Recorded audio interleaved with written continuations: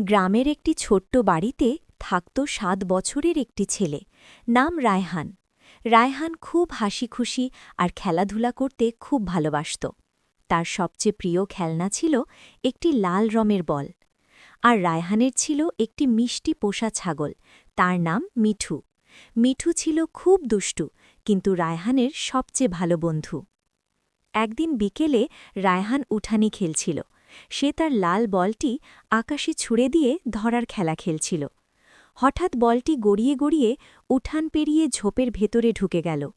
রায়হান একটু অবাক হয়ে বলল, আরে, আমার বলটা কোথায় গেল? পাশেই দাঁড়িয়েছিল মিঠু।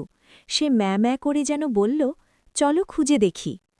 রায়হান আর মিঠু একসাথে বল খুঁজতে বের হল। প্রথমে তারা গেল আম গাছের নিচে। রায়হান নিচে তাকিয়ে বলল, এখানে তো নেই। তারপর তারা গেল পুকুরের পাশে। মিঠু ঘাসের মধ্যে নাক দিয়ে খুঁজতে লাগল। হঠাৎ মিঠু জোরে ম্যাঁ করে ডাক দিল। রায়হান দৌড়ে এসে দেখল ঝোপের ভেতরে তার লাল বলটা আটকে আছে। রায়হান খুশিতে লাফিয়ে উঠল, ইয়া, আমার বল পেয়ে গেছি।